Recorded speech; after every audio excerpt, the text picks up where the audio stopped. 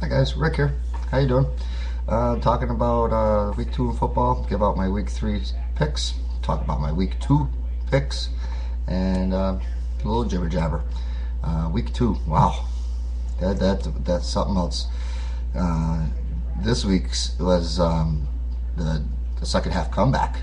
Uh, so many teams just came out in the second half. I mean, or my picks would have been pretty much dead on. I mean, everything was looking good. I was looking at over 90% correct on my picks, but hey, that's football. Tony Romo, whew, man, my team's quarterback. He what a comeback. Playing with a fractured rib and a collapsed lung. I mean, none of you people out there can say anything about Tony Romo right now. I'm sorry.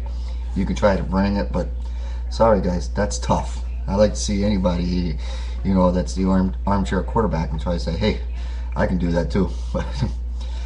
Cam Newton, another great week from him, another great week from Tom Brady. A lot of the running games came around this week, unlike week 1.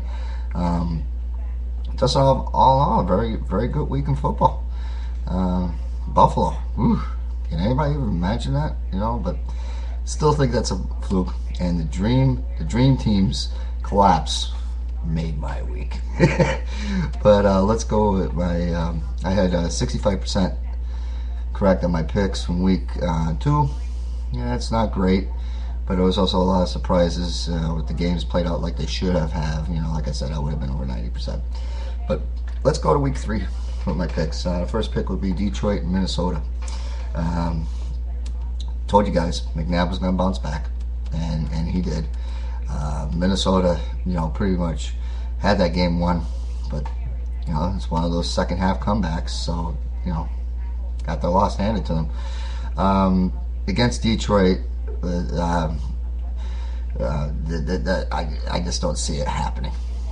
Detroit's got too many weapons going on right now. I mean, they scored, I think, if I'm not mistaken, anybody out there can correct me, but I think it was 48 points. Unbelievable. Whew. Taking an easy win for Detroit. McNabb will have another good game. AP will have another good game, but Detroit's just going to win out.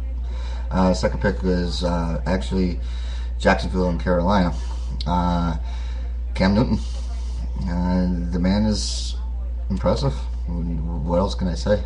He's showing that he is an elite quarterback. And it's going to be his rookie season. He's going to smash all the rookie records. I'm telling you right now, mark my words, it's only week 3. He's going to smash them.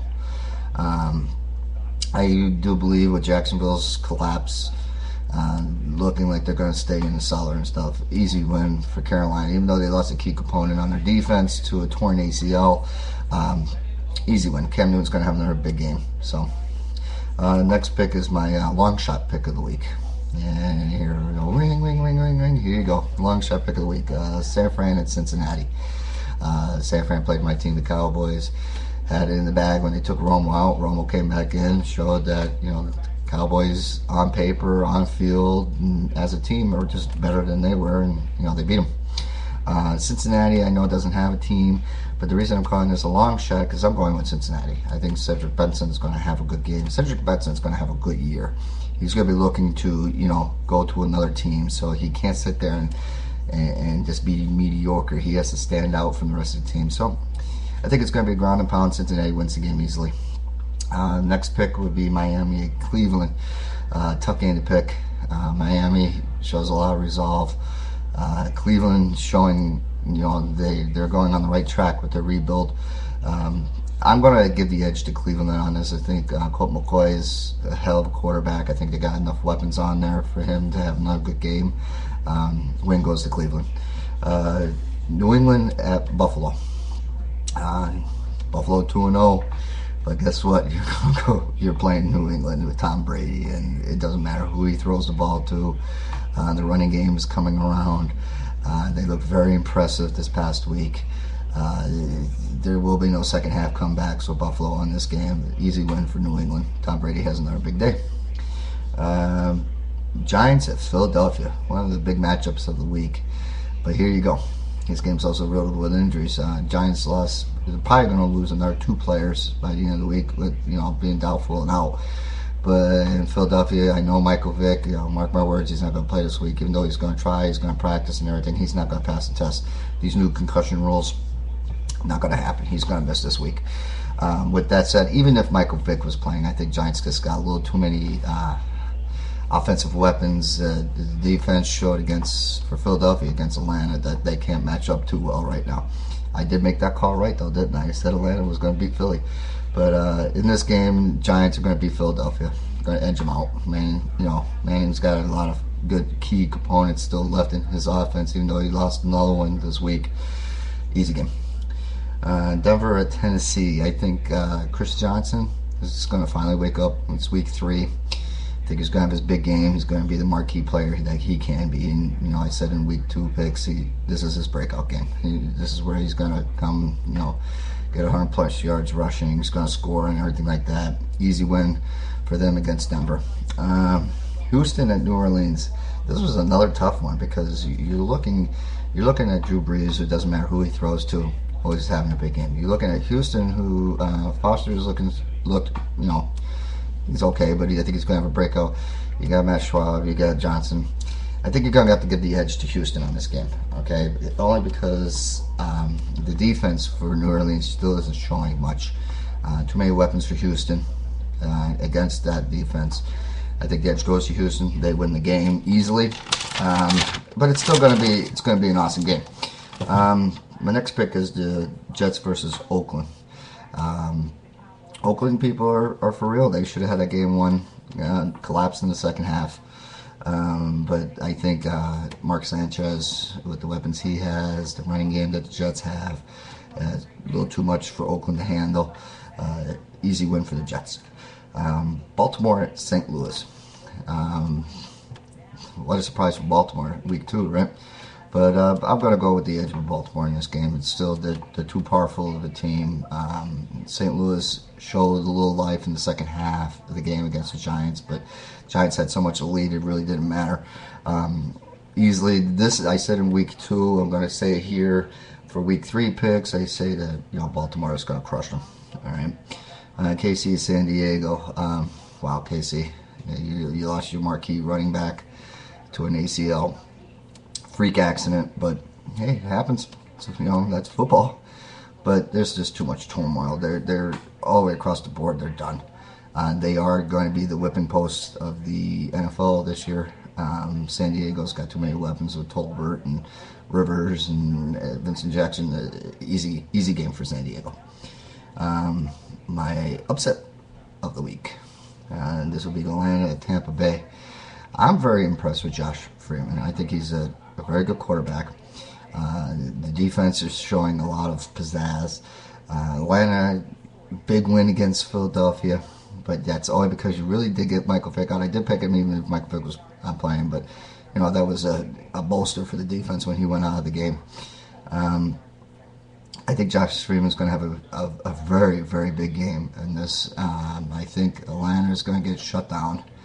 I think, this is how I'm going to say this. This is upset. I think Tampa Bay is actually going to have a very big game. I think they're going to blow out Atlanta. Mark my words on that. Arizona at Seattle. Kevin Cobb, Larry Fitzgerald. Go on and on. Arizona's just got way too many weapons against Seattle. Travis is a bust.